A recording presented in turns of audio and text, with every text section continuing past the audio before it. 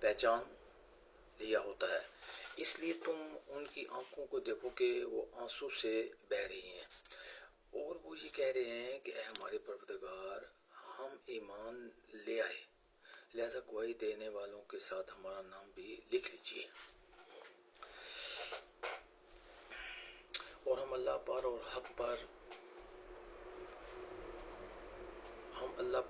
حق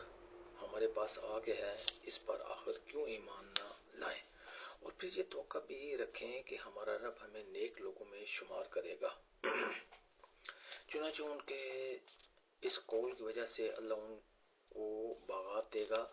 جن کے نیچے نہریں بہتی ہوں گی، جن میں وہ ہمیشہ رہیں گے، یہی نیکی کرنے والوں کا صلہ ہے، اور جن لوگوں نے کفر اپنایا اور ہماری آیتوں کو جھٹلایا وہ دوزخ والے لوگ ہیں۔ اے ایمان والو، اللہ نے تمہارے لیے جو پاکیزہ چیزیں حلال کی ہیں ان کو حرام قرار نہ دو،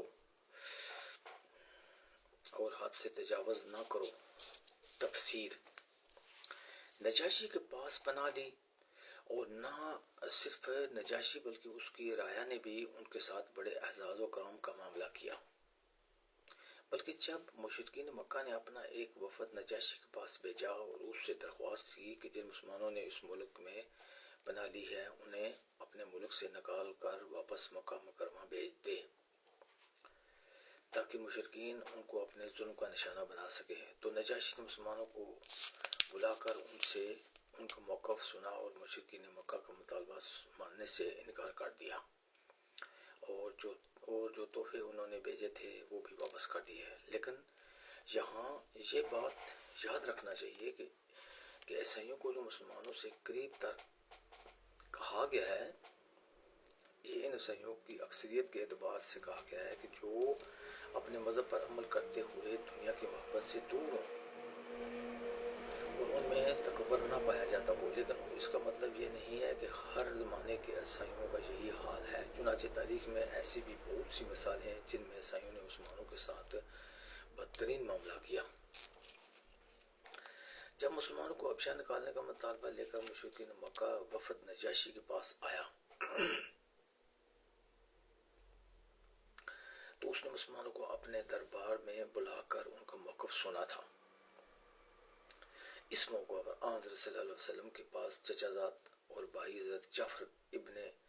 ابی طالب نے اس کے دربار میں بڑی مؤثر تقریر کی تھی، جس سے نجاشی کے دل میں مسلمانوں کی عظمت اور محبت بڑھ گئی۔ اس سے اندازہ ہو گیا کہ آن حضرت صلی اللہ علیہ وسلم ہی آخری نبی ہیں جن کی پیشین گوئی تورات اور انجیل میں کی گئی تھی۔ چنانچہ جب آن حضرت صلی اللہ علیہ وسلم مدینہ منورہ تشریف لے کر گئے تو نجاشی نے اپنے علماء اور راہیوں کا ایک وفد آپ کی خدمت میں بھیجا۔ آن حضرت صلی اللہ علیہ وسلم مدینہ منورہ تشریف لے کر گئے تو نجاشی نے اپنے علماء اور راہوں کا ایک وفد آپ کی خدمت میں بھیجا۔ آن حضرت صلی اللہ علیہ وسلم نے ان کے سامنے سورہ یاسین کی تلاوت فرمائی، جسے سن کر ان لوگوں کی آنکھوں میں آنسو آ گئے، اور انہوں نے کہا کہ یہ کلام اس کلام کی بہت مشابہ ہے جو حضرت عیسیٰ علیہ السلام پر نازل ہوا تھا۔ چنانچہ یہ سب لوگ مسلمان ہو گئے، اور جب یہ واپس